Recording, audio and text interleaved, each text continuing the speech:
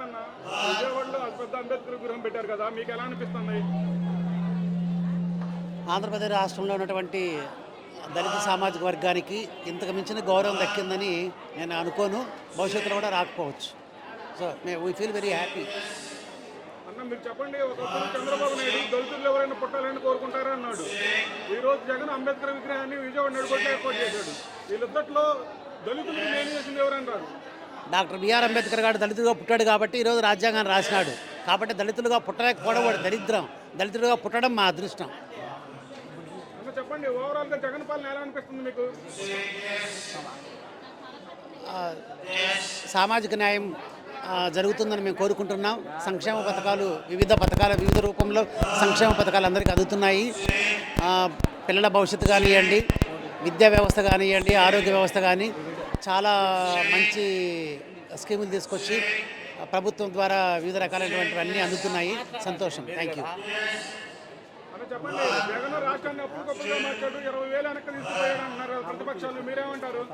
అప్పుల్లో కోరకపోయిన రాష్ట్రాన్ని జగన్ చేతికి ఇస్తే ఇంకా అప్పులు కాక ఇంకేం చేస్తారు? ఎవరైనా కానీ అప్పు చేసి సంక్షేమ పథకాలు అమలు చేయాల్సిందే. సంక్షేమంతో పాటు రాష్ట్రాభివృద్ధి కూడా చేయాల్సిందే. అప్పు లేని రాష్ట్రం భారతదేశంలో ఎక్కడా లేదు. యావత్ భారతదేశం కూడా అప్పు తెచ్చుకుంటుంది. కాకపోతే రాష్ట్రం విడిపోయింది కాబట్టి విడిపోయిన రాష్ట్రంలో ఇంకొద్దిగా అప్పులు ఉన్నాయి అంతే. సంక్షేమం చేయాలంటే అప్పులు చేయాల్సిందే. అప్పులు లేకుండా ఎవరు చేసే ప్రసక్తి అయితే లేదు. ప్రస్తుత కాలాల్లో ప్రతి ఒక్కరు అప్పులు చేయాల్సిందే. అప్పులు చేసినా కూడా ప్రజలకు సౌకర్యాలు అందుతున్నాయి. సంతోషపడుతున్నాం. నారా లోకేష్ అన్నాడు, రెడ్ బుక్ ఉంది, దాంట్లో వైసీపీ నాయకులు అధికారులు రాసుకున్నారు, మేము అధికారంలోకి వచ్చిన తర్వాత వాళ్ళు మీరేమంటారు? డాక్టర్ బిఆర్ అంబేద్కర్ రాసిన రాజ్యాంగంలో ఉన్నటువంటి బ్లూ బుక్ మా దగ్గర ఉంది. కాబట్టి రెడ్ బుక్లు ఈ బ్లూ బుక్ మీద ఏది పనిచేయదు.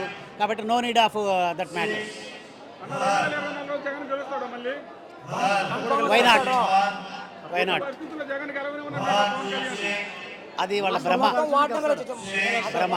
పవన్ కళ్యాణ్ గెలవని వార్డు నెంబర్గా తూర్పుగోదావరి జిల్లాలో భీమిలీలో పవన్ కళ్యాణ్ గెలవని చూద్దాం. ఒక వార్డు నెంబర్ గెలవని వాడు ఈరోజు రాష్ట్ర స్థాయి ఎన్నికల్లో ప్రచారం చేస్తున్నాడంటే ఏమైనా తగునా?